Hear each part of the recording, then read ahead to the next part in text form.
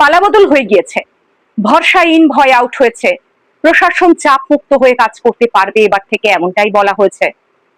কিন্তু তাও পালা বদলের পর 7টি ধর্ষণের ঘটনা ঘটে গিয়েছে। 4 জুলাই 2026 পালা বদলের 3য় মাসের একেবারে শুরুর দিনে ধর্ষিত হয়ে খুন হতে হলো 12 বছরের একজন নাবালিকাকে। অতি উৎসাহী রাজ্য সরকার কেমন যেন চুপচাপ হয়ে গিয়েছে। পুলিশের বিরুদ্ধে হাজারো ক্ষোভ, প্রধান বিরোধী দল, প্রধান বিরোধী নেতা নিজেদের ঘর গুছাতেই ব্যস্ত।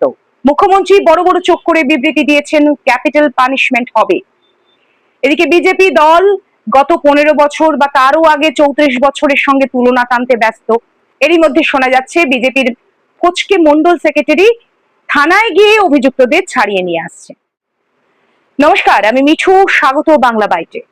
ঘটনা 12 বছরের একজন নাবালিকা ধর্ষণ এবং নৃশংস খুন। স্থান বারুইপুর, দক্ষিণ 24 পরগনা। মুখ্যমন্ত্রী অবশ্য পরিবারের সঙ্গে কথা বলে ন্যায় বিচারের আশ্বাস দিয়েছেন। এটাই তো বড় প্রাপ্তি, মাননীয়ার মতো তো আর সাজানো ঘটনা বলা হয়নি। কিন্তু কথা হচ্ছে আইনের শাসন কোথায়? পুলিশ তো নাকি এখন স্বাধীনভাবে কাজ করছে, দুদিন পরে গুন্ডা দমন আইনও লাগু হয়ে যাবে। তাহলে পুলিশের এই দুর্দশা কেন? মুখ্যমন্ত্রী বলেছেন ধর্ষণের ঘটনার ক্ষেত্রে জিরো টলারেন্স। কিন্তু শুধু মুখ্যমন্ত্রী সবল এটি প্রচার করলে কি চলবে? পুলিশ আধিকারিকদেরও তো সবল হতে হবে। বারুইপুর ঘটনাকাণ্ডে স্থানীয় অধিবাসী বৃন্দ দোষীদের ধরতে হলো কেন? থানায় নিয়ে যাওয়ার পরে থানা থেকে ছেড়ে দেওয়ার রটনা রটছে কেন? বিজেপির লোকাল নেতা অভিযুক্তদের সাথে থাকার অভিযোগ উঠছে কেন? এবং পিঠ বাঁচাতে তড়িঘড়ি সেই 2 পয়সার লোকাল নেতা সমাজ মাধ্যমে ভিডিও পোস্ট করছেন কেন? কিছুদিন আগে সামাজিক মাধ্যমে একটি পোস্ট ভীষণভাবে ভাইরাল হয়েছে, যেখানে বলা হচ্ছে মুসলিম মেয়েদের ধরে ধরে ধর্ষণের কথা। গুন্ডা দমন বিল পাস করানো বিজেপি সরকার কেন সেই ব্যক্তিটির বিরুদ্ধে এখনো কোনো স্টেপ নেয়নি, পুলিশ হেফাজতে নেওয়ার কথা ওঠেনি? লোকাল এমএলএ সেই জায়গায় অনুপস্থিত থাকার ঘটনা কেন? তবে কি মুখ্যমন্ত্রীর হুঁশিয়ারিকে এসব সমাজ বিরোধীরা ডোন্ট কেয়ার অবস্থায় রেখেছে? ধর্ষণের কাণ্ড এবং তাকে ধামা চাপা দেওয়ার ঘটনা বিজেপি শাসিত রাজ্য যেমন উত্তরপ্রদেশ, মধ্যপ্রদেশ, দিল্লি, গুজরাটে অনেক আছে। আশারাম বাপু নিজের আশ্রমিকদের ধর্ষণ কাণ্ডে, যার আজীবন জেল হেফাজতে থাকার কথা, তাকে ভিআইপি ট্রিটমেন্টে প্যারোলে মুক্ত করা হয়েছে। ভিআইপি ট্রিটমেন্টে সে অযোধ্যা রামলালা মন্দির দর্শন করেছে।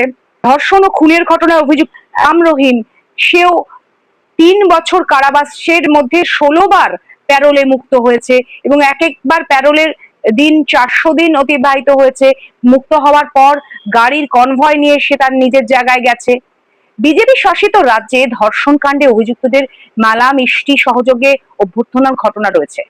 তবে কি পশ্চিমবঙ্গ এই ধারা চলে আসবে এবার? বারুইপুর কাণ্ডে অভিযুক্ত যে 4 জানোয়ার, তাদেরও কি এমন একটা ভরসার জায়গা ছিল বা আছে? 7টি ধর্ষণের ঘটনা, পুলিশ ব্যর্থ। মুখ্যমন্ত্রী সিট গঠনের কথা বলেছেন। প্রথমে সিট গঠন, তারপরে সিবিআই, তারপরে চুপচাপ। এদিকে আবার মুখ্যমন্ত্রী সাংবাদিকদের অবসরকালীন ভাতা দেওয়ার কথাও ঘোষণা করেছেন। আরজিকর কাণ্ডের পর সন্ধ্যের পর থেকেই সেখানে বিক্ষোভ আছড়ে পড়েছিল। বামেদের যেমন মীনাক্ষী মুখার্জি কলতন্দা ছিলেন, সেরকম বিজেপির অগ্নিমিত্রা পাল, কৌস্তবরাও ছিলেন সেই বিক্ষোভে। কিন্তু বারুইপুর কাণ্ডে এক সাংবাদিক বলেছেন 24 ঘন্টা যেতে দিন। সংবাদ মাধ্যমও ঠিক বুঝে উঠতে পারছে না শ্যামাপ্রসাদ মুখার্জির জন্মদিনে উদযাপন আগে থাকবে নাকি ধর্ষণের মতো অপরাধ। মুখ্যমন্ত্রীর বিবৃতিতে স্পষ্ট হচ্ছে রাজনৈতিক আকচাকচির বিষয়টা। অপরাধীরা হয় তৃণমূল নয় বিজেপি। মুখ্যমন্ত্রী বলেছেন যে ক্যাপিটাল পানিশমেন্ট দেবেন, এটা কি তার কাজ? ক্ষমতায় আসার পর আরজিকর কাণ্ডের অপরাধীরা নাকি 7 দিনের মধ্যে সাজা পায়। আজ 60 দিন অতিক্রান্ত। মুখ্যমন্ত্রী বলেছিলেন সকালে ধরবেন, বিকেলে খরচ করবেন। যদিও মুখ্যমন্ত্রী হিসেবে এই জাতীয় ভাষণ আইন সিদ্ধ নয়, তবুও গত 6টি ধর্ষণ কাণ্ডে কটি খরচ হয়েছে? গত 5 বছরে বিজেপি শাসিত রাজ্যগুলিতে ক জায়গায় ক্যাপিটাল পানিশমেন্ট হয়েছে কারোর জানা নেই। খবরে উঠে আসা শান্তনু মণ্ডল বিজেপির লোক কিনা, এ প্রশ্নের উত্তর তো বিজেপিকেই দিতে হবে। দিদির দেখানো পথেই দাদা চলেছেন। দোষ চাপিয়ে দাও বিরোধীদের কাঁধে, নবান্নে ডেকে নাও, মিটমাট করে নাও, কেস সলভ। সেবারও মুখ্যমন্ত্রী অভয়ের মা বাবার সাথে কথা বলেছিলেন ফোনে, এবারও মুখ্যমন্ত্রী বলেছেন সেবারও পুলিশের টিম গঠন হয়েছিল, এবারও টিম গঠন হয়েছে। সেবারও রাজনৈতিক হস্তক্ষেপের অভিযোগ উঠেছিল, এবারও রাজনৈতিক হস্তক্ষেপের অভিযোগ উঠল।